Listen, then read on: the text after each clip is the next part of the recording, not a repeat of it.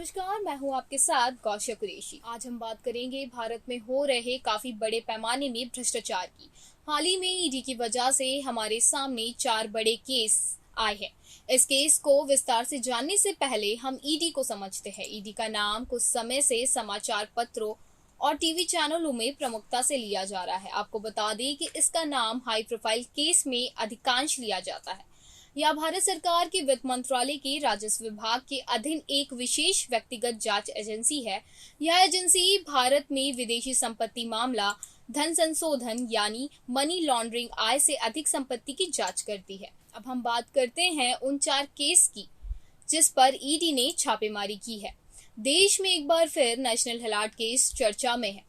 चर्चा की वजह है परिवर्तन निषेधालय का कांग्रेस नेता सोनिया गांधी और राहुल गांधी को भेजा गया समन। इस संबंध में उन्हें ईडी के सामने पेश होने के लिए कहा गया। इसलिए पूरे मामले में सोनिया गांधी का नाम आगे। इसकी वजह है उन पर आरोप लगाया गया है कि सोनिया गांधी ने गांधी परिवार कांग्रेस पार्टी के फंड का इस्तेमाल करके एजीएल का अधिग्रहण किया है।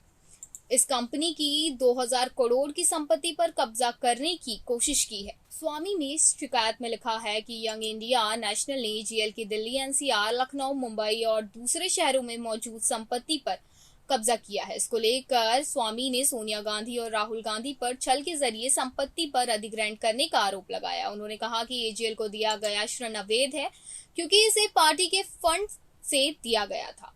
स्वामी के आरोपों के बाद कांग्रेस ने अपना पक्ष रखा। पार्टी ने कहा यह मामला राजनीतिक दुर्भावना से प्रेरित है। प्रकाशन कंपनी एजीएल की आर्थिक स्थिति खराब होने के कारण कांग्रेस ने उसे बचाने की कोशिश की, सिर्फ इसलिए क्योंकि पार्टी विरासत को सह जाना चाहती है। पूरी संपत्ति को लेकर कोई हस्ताक्षर या परिवर्तन नहीं हुआ। हालांकि इसके बाद कई बार भाजपा और कांग्रेस की जुबानी जंग भी हुई। इस मामले को लेकर सोनिया गांधी से लगातार 3 दिन 12 घंटे 100 से ज्यादा सवाल किए गए। 13 जुलाई से यह पूछताछ शुरू हुई जो कि 27 जुलाई को खत्म हुई। वहीं राहुल गांधी से ईडी ने 5 दिन के दौरान करीब 150 सवाल पूछे। इस पूछताछ ने कांग्रेस के बड़े दिग्गज नेताओं पर भी सवाल खड़े कर दिए। अब हम बात करेंगे बंगाल से लेकर पूरे देश में सुर्खियां बटोरने वाली अर्पिता मुखर्जी की। अर्पिता मुखर्जी, जिन्हें कल तक शायद ही कोई जानता हो, वो अर्पिता अब जबरदस्त सुर्खियों में है, जिनके फ्लैट से 21 करोड़ बरामद हुए, जिन्हें उस टीचर भर्ती घोटाले की काली कमाई बताया जा रहा है, जिसकी जांच के फंदे में ममता सरकार के मंत्री पार्थ चटर्जी के साथ अर्पिता मुखर्जी भी फंस चुकी है। 22 जुलाई को अर्पिता मुखर्जी के साउथ कोलकाता वाले फ्लैट से 21 करोड़ रुपए कैश बरामद हुआ था, जबकि 27 जुलाई को बेलघोरिया वाले घर से 29 करोड़ नकदी बरामद हुए। यानी अर्पिता के दोनों ठिकानों से अब तक करीब 50 करोड़ कैश बरामद हो चुका है। घोटाले के खिलाफ पश्चिम बंगाल के वो कैंडिडेट बीते 501 दिनों से धरने पर बैठे हैं जिन्होंने परीक्षा पास की, मेरिट लिस्ट में नाम आया लेकिन नौकरी नहीं मिली, क्योंकि टीचर तो वो बन गए जिन्होंने हरे और गुलाबी नोट अर्पिता मुखर्जी और पार्थ चटर्जी को दिए थे। अब हम बात करते हैं तीसरे केस की। चित्रपात्रा चाल घोटाले मामले में शिवसेना के सांसद संजय राउत पर ईडी का शिकंजा कस गया है। घर में करीब 9 घंटे की पड़ताल के बाद ईडी संजय राउत को अपने साथ ले गई, लेकिन राउत पर जब अपने घर से निकले तो उनकी भाव भंगिया ऐसी थी मानो वो बताना चाह रहे हो कि वो किसी से नहीं डरते। संजय राउत के घर से 11.5 लाख रुपए जब्त किए गए हैं। उनकी गिरफ्तारी की अटकलें लगाई जा रही है। पात्रा मनी लॉन्ड्रिंग केस में शिवसेना सांसद संजय राउत गिरफ्तार कर लिए गए हैं। ईडी ने लगातार पूछताछ के बाद 12 बजे संजय राउत को गिरफ्तार किया। गिरफ्तारी के बाद संजय राउत के भाई ने आरोप लगाया है कि ईडी झूठे दस्तावेजों के आधार पर साजिश कर रही है। संजय राउत की गिरफ्तारी के विरोध में शिव सैनिकों ने विरोध प्रदर्शन भी किया।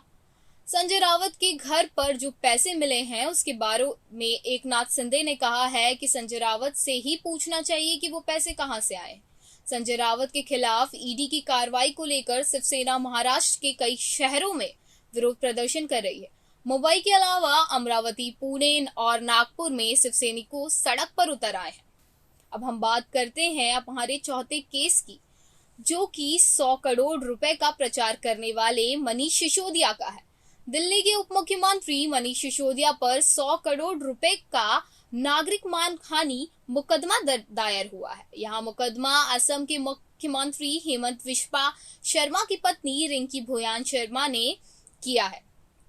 केस गुवाहाटी के कामरूप की सिविल जज कोर्ट में दर्ज हुआ है। हेमंत विश्वा शर्मा पहले ही कह चुके थे कि वह आम आदमी पार्टी के नेता के आरोप के बाद सिसोदिया के खिलाफ कानूनी कार्रवाई करेंगे। एक नजर हम डालते हैं कि मनीष सिसोदिया पर यह आरोप क्यों लगे हैं। इससे पहले आम आदमी पार्टी के नेता और दिल्ली के उप मुख्यमंत्री मनीष सिसोदिया ने 4 जून को प्रेस कॉन्फ्रेंस में आरोप लगाया था कि जब देश में 2020 में कोरोना महामारी फैल रही थी, तब असम सरकार की मुख्यमंत्री की पत्नी फॉर्मो और बेटे के बिजनेस पार्टनर को बाजार दर से अधिक कीमत पर पीपीई किट की आपूर्ति करने में ठेका दिया करती थी। मनीष सिसोदिया के आरोप लगाने के बाद असम के मुख्यमंत्री ने कहा था, ऐसे समय में जब पूरा देश 100 से अधिक सालों से खराब महामारी का सामना कर रहा था, असम के पास शायद ही कोई पीपीई किट थी।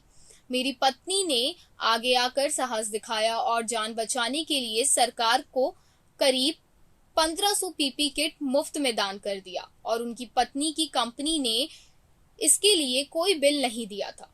इन 4 केसेस को देखकर ऐसा साफ होता है कि भारत में भ्रष्टाचार को हटाना हवाई नहीं रहा। जहां आम जनता महंगाई की मार से परेशान है, वहीं नेता भ्रष्टाचार करने से पीछे नहीं हट रहे। इन एविडेंस को देखकर लगता है कि बड़े पद पर रहने वाले नेता बेखौफ होकर भ्रष्टाचार करते हैं और बड़ी मात्रा में इनके पास से धन भी बरामद होते हैं। जिस तरह सोनिया गांधी, संजय रावत, मनीष सिसोदिया और चटर्जी ने भले ही बीजेपी की खिलाफत की है, लेकिन कांग्रेस अध्यक्ष को छोड़कर कोई भी पार्टी के साथ नहीं खड़ा है। धन्यवाद। खबरों में फिलहाल इतना ही।